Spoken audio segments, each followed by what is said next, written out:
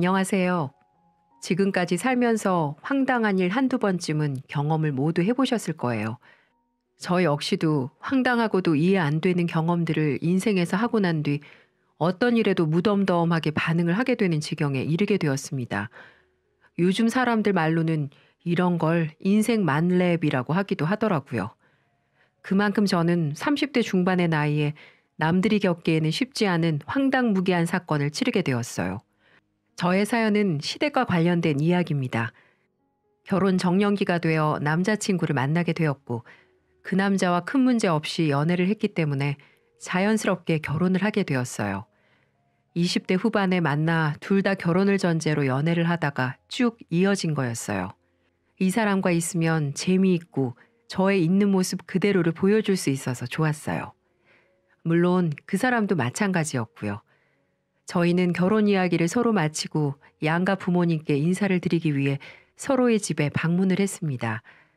저희 집은 제주도였기 때문에 일정상 가지 못하고 우선은 남자친구의 부모님을 먼저 뵈러 갔었어요. 그 전에 이미 짧게 인사를 드린 적은 있었지만 이렇게 공식적으로 결혼 허락을 받기 위해 만나러 간 건 처음이었기 때문에 긴장이 많이 되더라고요. 집으로 들어가니 저를 살갑게 맞이해 주셨고 화기애애한 상황에서 밥을 먹고 과일을 먹는 자리가 이어졌습니다. 그리고 저는 여기에서 조금 마음이 상하는 일이 벌어지게 되었습니다. 아까는 우리가 밥 편하게 먹느라고 물어보고 싶은 걸 제대로 못 물어봤는데 우리 애한테 대강 얘기 듣긴 했지만 지금 은행 다닌다고? 네, 은행에서 직원으로 일하고 있어요. 학교 다닐 때 공부는 꽤 했나 봐요. 은행에 다니는 거 보니까 정규직으로 다니고 있는 거고? 네? 아, 네. 정직원으로 다니고 있어요. 예비 시어머니께서는 저에게 직업부터 시작해서 연봉이 얼마 정도 나오는지, 한 달에 지출은 얼마나 하는지, 돈은 모으고 있는지 등등 굉장히 디테일한 부분들을 물어보셨어요. 옆에서 남자친구가 뭘 그런 것까지 물어보냐고 해도 무시하고는 그대로 물어보셨죠. 게다가 거기에서 그치지 않고 더한 것도 물어보셨어요. 그럼 부모님은 뭐 하시나? 저희 부모님은 제주 쪽에서 양돈장 운영하고 계세요. 소도 몇 마리 키우시고요. 제가 고향이 제주의 어머님. 어머, 그래? 소, 돼지를 키운단 말이야? 아유, 나는 좀 교양 있는 사부인 만나서 커피도 마시고 차도 좀 마시고 싶었는데 그건 좀 어렵겠네. 저 어머니, 저희 엄마도 교양 있으세요. 쉬는 날이면 제주도에 있는 카페들도 자주 가시는데? 어머, 누가 뭐래니? 니네 엄마 교양 없다고 한 적 없어. 그냥 내가 그러고 싶었다고. 저는 황당한 말로 변명을 늘어놓는 예비 시어머니를 보면서 어이가 없었어요. 누가 봐도 우리 엄마를 교양 없는 사람으로 만든 말이었는데 말이죠. 하지만 여기에서 제가 더 말대답을 하면 일이 커질 것 같아 참았어요. 하지만 이미 시어머니와 저의 대화로 인해서 화기애애했던 자리가 불편하고 어려운 자리로 바뀌게 되었고 옆에서 가만히 듣고 계시던 예비 시아버지와 남자친구가 다른 이야기로 화제 전환을 해주면서 다시 분위기가 풀어질 수 있었습니다. 근데 저는 그렇게 예비 시부모님을 뵙고 온 뒤로 마음이 많이 안 좋았어요. 우리 부모님이 소나 돼지를 키우는 게 마음에 안 드시는 건가 싶었거든요. 결국 찝찝한 마음을 혼자 해결할 수가 없어서 남자친구에게도 물어봤는데 남자친구는 저를 괜찮아 하셨다고 해서 또 거기에서 더 말을 보태기는 어려웠어요. 그 뒤로 남자친구도 주말 동안 제주도에 함께 내려가 저희 부모님께 인사를 드렸습니다. 다행히 저희 부모님은 남편을 많이 좋아해 주셨고 그 뒤로는 상견례 날짜까지 잘 잡을 수 있었습니다. 근데 상견례 자리에서 저희 부모님도 저도 기분이 팍 상해버리는 일이 생기고 말았어요. 저희 부모님은 전날에 서울로 올라오셔서 제 자취방에서 같이 주무시고는 다음날 상견례 장소로 갔습니다. 시댁 쪽보다 일찍 도착했기 때문에 미리 예약한 룸에서 기다리고 있었어요. 그들은 약속한 시간에서 30분을 늦게 나왔습니다. 중간에 하도 안 와서 전화를 했더니 그제서야 좀 늦을 것 같다고 남자친구가 이야기를 하더라고요. 그것부터가 좀 화가 나 있었는데 그들이 방으로 들어오고 난 뒤로 저는 더 열을 받는 일을 경험하게 되었습니다. 시어머니와 시아버지, 남편, 남편의 여동생까지 모두 차례대로 들어와 앉는데 다짜고짜 시어머니가 말을 꺼내셨어요. 게다가 아빠가 내미는 손도 무시하고는 무례하게 말씀을 하셨습니다. 어머, 어디에서 좀 이상한 냄새가 나는 것 같은데 나만 느끼나? 무슨 냄새가...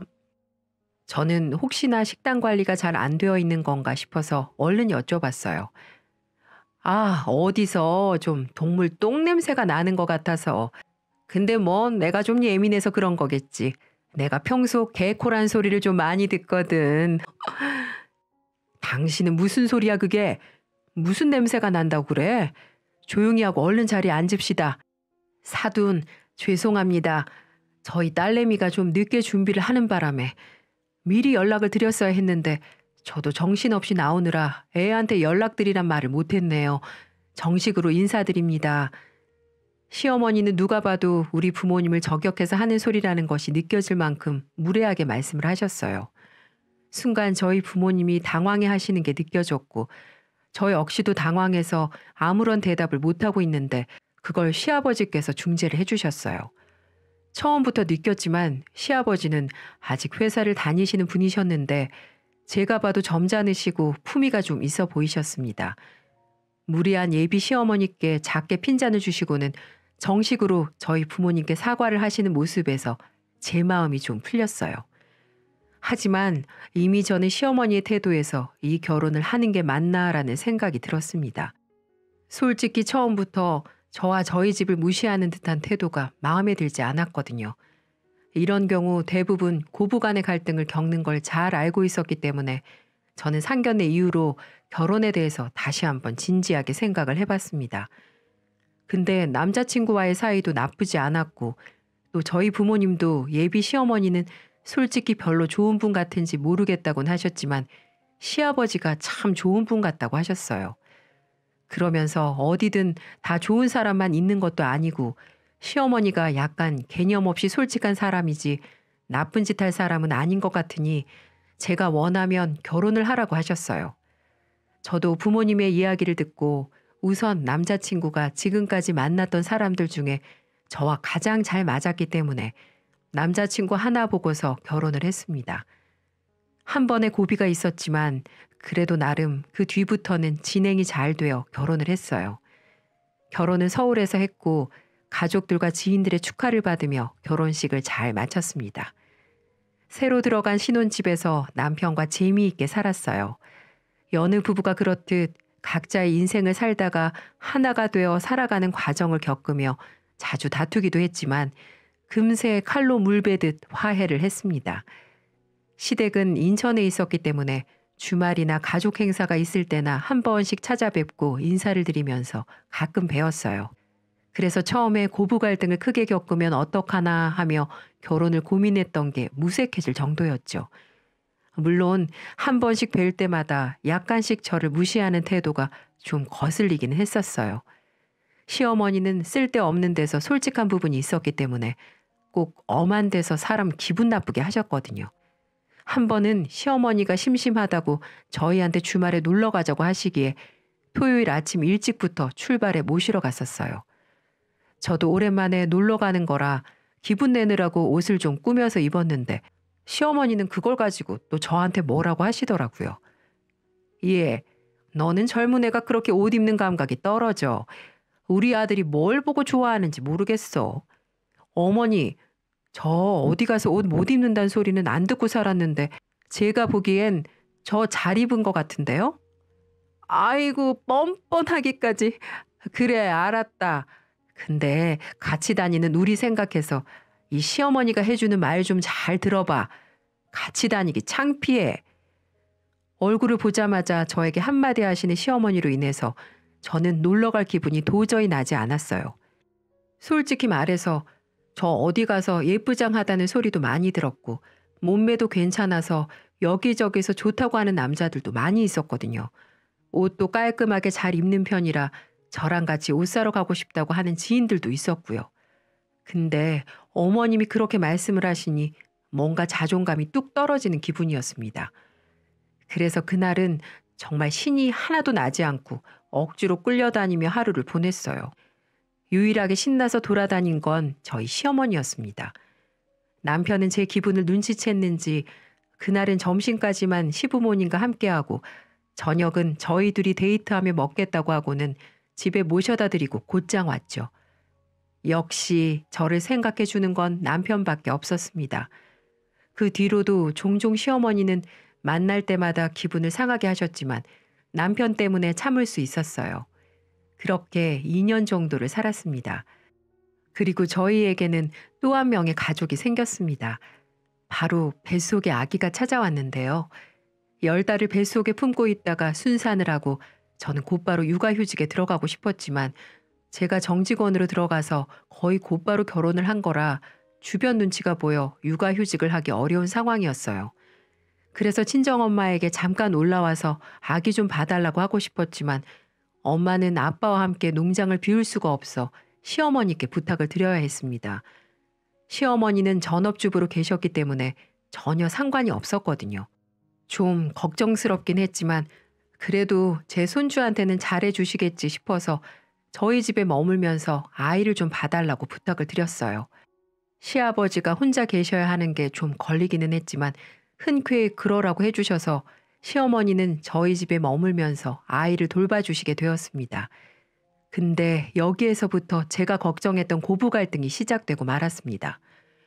저는 저희 둘 다 일하러 나가는 동안 어머니 혼자 아기를 보신다는 게 죄송했어요.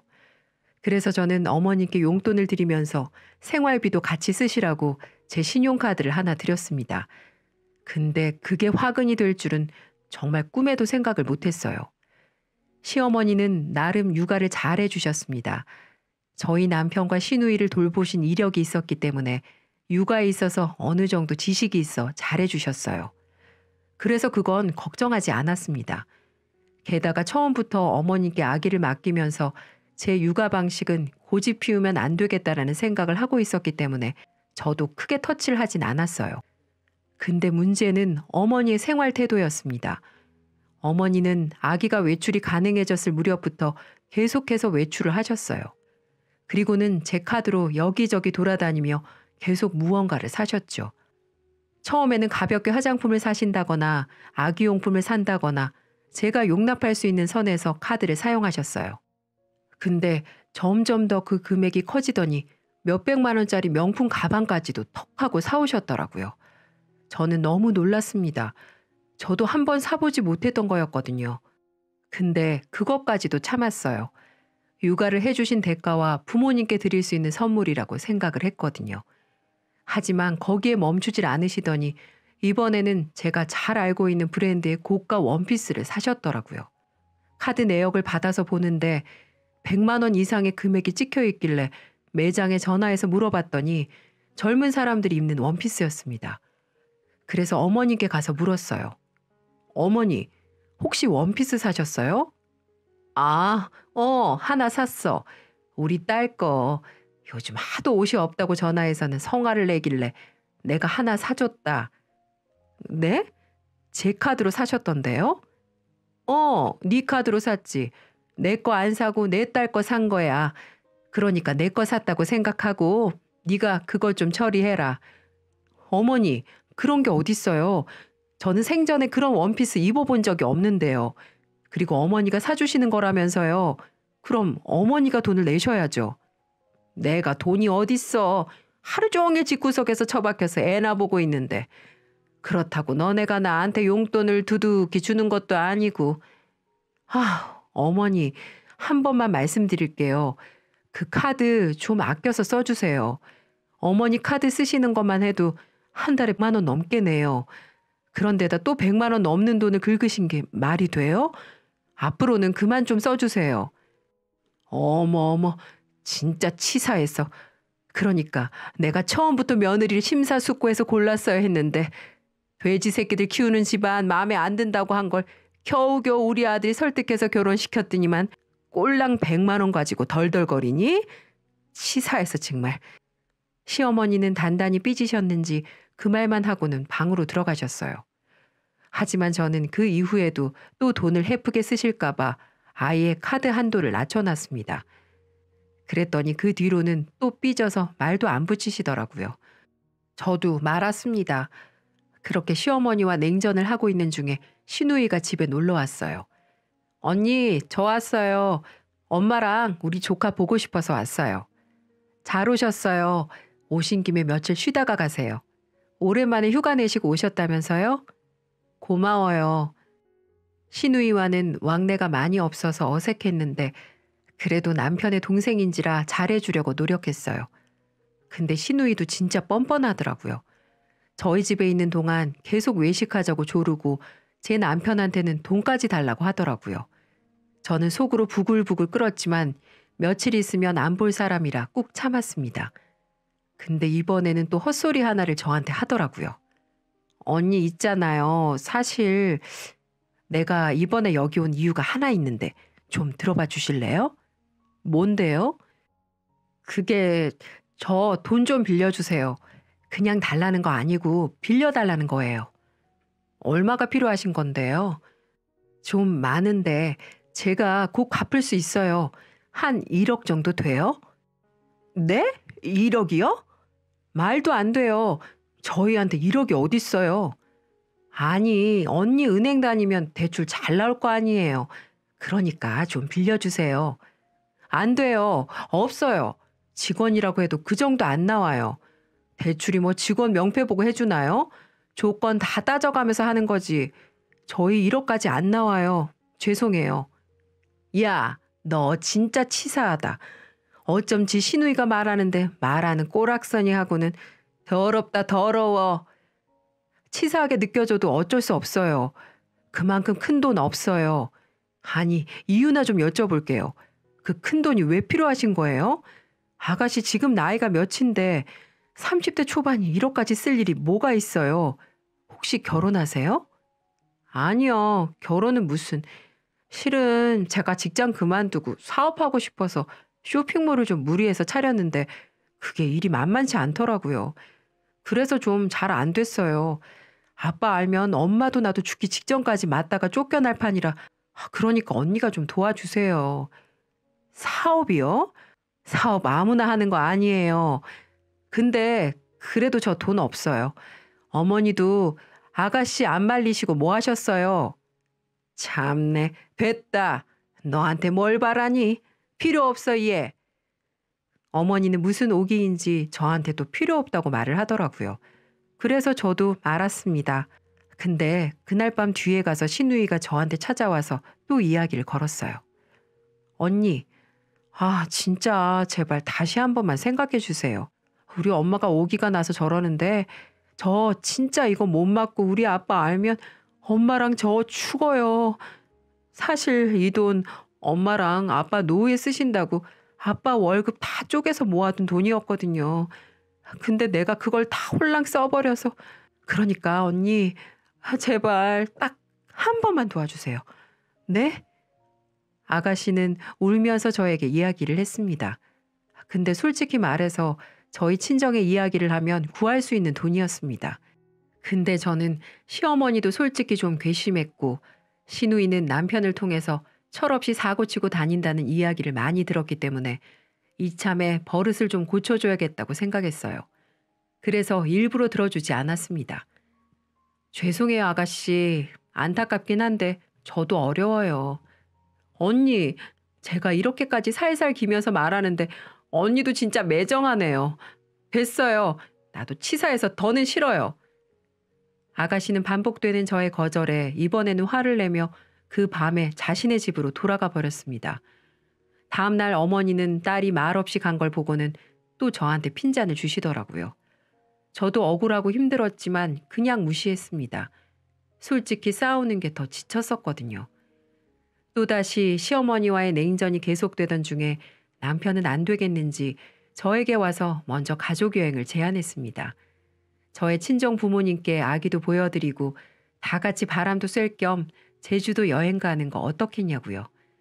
저는 시어머니와 함께 가야 하는 게 정말 싫었지만 어쩔 수 없이 같이 갔습니다. 언제까지 이렇게 지낼 수는 없었으니까요.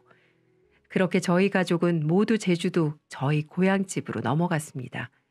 저희 부모님은 마당 있는 집으로 집을 지어 꽤 넓은 집에서 생활하고 계셨기 때문에 저희 가족이 가서도 충분히 며칠은 머물 수 있었어요. 어머님은 이렇게까지 집이 좋을 줄은 예상 못했는지 가자마자 눈이 떡 벌어지면서 은근슬쩍 말씀을 하시더라고요. 어머, 사돈, 집이 좋네요. 이렇게 좋은 집에 사셨으면 진작에 좀 초대를 하시지. 우리가 올 때까지 초대 한 번을 안 하셨어요? 네, 저희가 바빠서 못 챙겼네요. 이제라도 오셨으니 마음껏 쉬시다 가세요. 계시는 동안에 소고기, 돼지고기는 충분히 저희가 대접하겠습니다. 웬만한 흑돼지 식당들보다 맛이 괜찮으실 거예요. 어머, 고마워요. 시어머니는 신이 났는지 그때부터는 방방 뛰면서 제주도 여행을 즐기셨어요. 하루는 그렇게 돌아다니면서 놀다가 이튿날에는 저희 농장을 보여드리기 위해 다 같이 이동을 했습니다. 그리고 저희 시어머니는 그 농장에서 또 한 번 눈이 거의 뒤집어질 듯이 커지며 놀라셨어요. 저희 집 농장이 이렇게까지 클 거라고는 생각을 못 하셨는지 거대한 규모를 보고는 완전히 넋을 잃으셨더라고요. 사실 저희 집은 할아버지 때부터 사업을 시작해 키워왔기 때문에 규모가 상당히 큰 편이었습니다. 제주도에서도 거의 1000평 이상의 땅을 가지고 있으면서 돼지와 소 농장을 관리하고 있으셨기 때문에 규모가 상당했어요. 그러니 버는 돈도 적지 않았죠. 시어머니는 이걸 보시더니 갑자기 저희 엄마한테 알 수 없는 말씀을 하셨어요. 사부인, 어머, 이 농장 관리하느라 얼마나 힘드셨어요. 아유, 처음부터 부티가 좔좔 흐른다 생각했는데 이유가 있었네요. 우리 며느리도 그렇고 말이에요. 평소에 어찌나 이 시애미한테 하는 씀씀이가 큰지 자식 농사도 잘 지으시고 말이에요. 존경스럽네요. 시어머니는 처음 저희 친정집을 무시했던 태도에서 갑자기 호의적으로 바뀌셨어요. 게다가 저희 농장 한쪽에서 갓 잡은 돼지를 구워 먹는 동안에 엄마가 잠깐 똥 치우는 직원들 얼른 일 도와주고 보내려고 가셨는데 그때 따라가서는 한참을 같이 똥을 치우더라고요. 저는 어이가 없었습니다. 너무 눈에 보이는 태도에 저는 기가 찼지만 그래도 무시했던 때보다는 훨씬 나은 것 같아서 냅뒀습니다. 하지만 시어머니는 그 이후에 더 기가 찬 행동을 저에게 보이셨습니다. 그날 일정을 다 마치고 집에 돌아와서는 녹초가 되어 쉬려고 하는데 갑자기 시어머니가 저를 부르셨어요. 예, 이리 좀 와봐라. 네, 어머니. 너는 애가 참, 너네 집 이렇게 잘 살면 귀뜸이라도 해주지 그랬어. 나는 그것도 모르고 아주 그냥 여우 같은 것. 어떻게 이걸 숨기고 살아? 네? 숨긴 적 없어요, 어머니. 저희 농장에 대해서 물어보신 적도 없었고 딱히 말씀을 드려야 하는 건가 싶어서 그냥 있었던 것뿐이에요. 예, 그러지 말고 너네 부모님한테 말해서 1억 좀 구해봐. 딸이 빌려달라고 하는데 안 주시겠니? 어머, 어머니, 안 돼요. 저희 부모님한테 왜요? 절대 안 돼요. 야, 이렇게 잘 살면 1억은 금방 구할 거 아니야. 좀 빌려 쓰다가 우리의 사업 잘 되면 금방 갚을게. 안 돼요. 어머니, 그거 아버님이랑 같이 노후 마련하신 돈 쓰신 거라면서요. 그냥 아버님께 사실대로 말씀드리고 해결하면 끝날 일이잖아요. 아가씨한테 들어보니 제가 딱히 빌려드리지 않아도 되겠던데요, 뭐. 이게 진짜 니네 시아버지가 얼마나 무서운 사람인데. 그러지 말고 좀 도와줘. 그렇게는 안 되겠어요. 죄송해요. 저 먼저 들어가서 잘게요. 저는 역시나 시어머니의 부탁을 거절하고 나왔습니다. 근데 집념의 시어머니는 포기란 걸 모르는 사람이었어요. 다음 날이 되어 저는 이번에는 저희 엄마에게 불려갔습니다. 야, 수연아, 이게 뭔 일이라니? 네 시어머니 제정신 맞아? 왜 엄마? 아니, 나보고 글쎄 갑자기 1억을 빌려달랜다. 몇 년만 쓰고 주겠다면서. 뭐? 진짜 왜 그러시는 거야 정말. 저는 순간 화가 나 엄마 앞에서 화를 냈어요. 솔직히 그동안에 엄마한테는 시어머니와 있었던 이야기를 전혀 하지 않았었어요. 멀리 계시는데 신경 쓰이게 하고 싶지 않았거든요. 근데 이번에는 정말 너무 열이 받아서 그동안 시어머니가 저의 돈을 헤프게 쓴 것과 시누이까지 찾아와 돈을 달라고 한 거에 대해 다 말을 해버렸어요. 그랬더니 한성가라는 저희 엄마도 화가 단단히 나셨어요. 저희 어머니도 시어머니가 무시하는 게 느껴졌지만 저를 봐서 참고 계셨거든요. 근데 이제는 참으면 안 된다면서 그대로 가서는 이 모든 이야기를 밖에서 아빠랑 이야기하고 있는 시아버지를 불러 얘기를 하기 시작하셨습니다. 사돈어른, 잠깐 저랑 얘기 좀 하시죠. 네, 무슨 일이십니까? 우리 애한테 다 들었어요. 안사돈이 밖에서 딸이랑 무슨 짓 하고 다니시는지 혹시 들으셨어요? 네? 그게 무슨 말씀이십니까? 우리 애한테 자꾸만 1억을 빌려달라고 하는 모양인데 시누이가 밖에서 사업하고는 망한 걸 엄한 데 와서 메꿔달라고 하는 모양입니다. 심지어는 어제 저한테도 돈 얘기를 했어요. 1억을 빌려달라고. 근데 내 딸 말로는 그게 사돈어른 돈이라던데요. 뭐라고요? 당신, 이게 무슨 말이야? 당장 이리 와서 설명해. 저희 엄마의 고발에 시어머니는 적잖이 당황을 하더니 막 해명을 하기 시작했습니다. 아니 여보, 그게 아니고 지윤이가 고깃집애가 나를 꼬셔서는 그래서 그런 거야. 투자한다고 생각하고. 우리 그거 노후 생각해서 모으는 거잖아. 그러니까 이참에 투자해서 돈 불리면 좋겠다 싶어서. 뭐야? 이 여편네가 미쳤나? 어디 감히 투자를 해? 그리고 그 기집애가 무슨 사업을 할 줄 안다고? 시아버지는 노발대발하며 화를 내셨고 시어머니는 그 상황을 보며 아무것도 못하고 강아지 마냥 벌벌 떠셨습니다. 근데 그때 예기치 못한 상황이 또 하나 벌어졌어요. 그건 누구도 예상하지 못했던 상황이었습니다. 그건 바로 저희 엄마의 황당한 제안 때문이었어요. 사돈어른, 괜찮으시다면 제가 제안 하나 해도 되겠습니까? 네? 두 분 말씀하시는데 끼어들어서 죄송합니다. 근데 제가 좀 제안을 하나 드리고 싶네요. 옛날부터 저는 우리 자식들 키울 때 뭔가를 얻고 싶으면 그 대가를 치르라고 가르쳤습니다. 그래서 우리 애들은 한 번도 그냥 용돈을 받아본 적이 없었어요. 늘 저와 남편을 도와 일을 했죠. 그래서 말인데 제가 그 돈 드릴 수 있습니다. 우리의 시부모한테 그 정도 못하겠습니까? 대신에 그냥 못 드립니다. 어제 보니 똥 치우는 거 잘 하시던데 사부인 괜찮으시면 여기 머무시면서 제 일 좀 도우세요. 아니, 그게 무슨 황당한 소리예요. 이봐요 사돈, 말이라고 다인 줄 아세요? 저의 시어머니는 팔짝 뛰면서 온몸으로 거부를 했습니다. 네, 그거 아주 좋은 생각이네요. 이참에 이 사람 정신 좀 바짝 차리게 일 좀 호되게 시켜주세요. 이참에 우리 딸까지 여기 맡길 테니까 사돈께서 좀 제대로 정신교육을 시켜주세요. 저희 모든 가족은 저희 엄마와 시아버지의 쿵짝에 당황하며 쳐다만 보고 있었습니다. 오직 날뛰는 건 시어머니뿐이었어요. 저희는 어떻게 돌아가는 상황인지 이해할 수 없었습니다. 하지만 시아버지는 못하겠다고 발악을 하는 시어머니에게 호통을 치셨고 저는 이해가 안 되는 상황에서 따로 엄마를 불렀어요.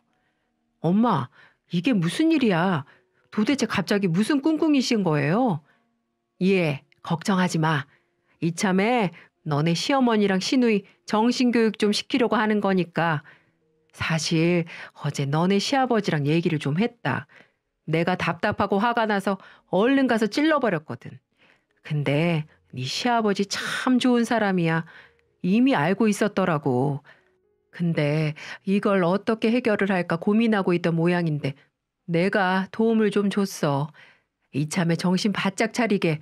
네 시엄마 아마 여기에서 좀 머물다가 갈 것 같아. 그러니까 너도 그렇게 알고 있어. 저는 정말 황당했지만 두 분의 계략을 이해할 수가 있었어요. 이렇게 하지 않으면 정신 차릴 사람들이 아니었거든요. 어차피 저는 시어머니와 자꾸 트러블이 있는 게 힘들어서 제주도에서 올라가면 다시 인천 집으로 돌아가시고 저는 아기를 어린이집으로 보낼 생각이었습니다. 그래서 큰 문제 될 게 없었어요. 그리고 문제의 그날 저희 시아버지는 바지가랑이를 붙잡고 미안하다고 싹싹 비는 시어머니를 봐주지 않으셨어요. 여보, 제발 용서해줘. 내가 어떻게든 구해볼게. 그러니까 놔두고 가지 마요, 여보. 아, 됐어. 여기에서 일하고 정당한 대가로 돈 벌어와. 안 그럼 절대 안 받아줄 테니까 아주 그냥 말없이 올라오기만 해. 얼굴 보이는 그날 가만 안 둘 줄 알아. 시아버지의 완강한 태도로 저희 어머니는 울며 겨자 먹기로 제주에 남게 되었습니다. 공항에서 저희를 보는 그 모습이 얼마나 처량하든지, 그리고 시아버지는 어차피 1억을 포기하고 있는 상태셨습니다. 저희 엄마가 1억을 제안한 것은 시아버지와 엄마가 꾸민 말도 안 된 계획이었습니다. 당연하겠죠. 아무리 사돈이라지만 1억을 턱하니 줄 수가 있나요? 엄마는 시모 들으라고 괜히 해본 소리였고, 여기서 한 달만이라도 고생을 해보면 얼마나 돈 벌기가 힘들고 소중한지 직접 느껴보라고 말씀하신 거였어요. 이 모든 게 시아버지 머릿속에서 나온 거라고 했습니다. 결국 시누이까지 제주도로 가서 똥 치우는 일을 하게 되었어요. 처음에 엄마가 인증사진을 찍어서 저희한테 보내주시는데 안쓰럽기도 하면서 정말 웃기더라고요. 냄새 때문에 한껏 마스크와 모자를 뒤집어 쓰고는 억지로 치우고 있는 모습이 우스꽝스러웠습니다. 시아버지께도 보내드렸더니 마음 아파하실 줄 알았는데 오히려 껄껄 웃으시더니 이참에 정신 바짝 차렸으면 좋겠다고 말씀을 하시더라고요. 그 뒤로도 거의 머물면서 똥 치우는 일을 했어요.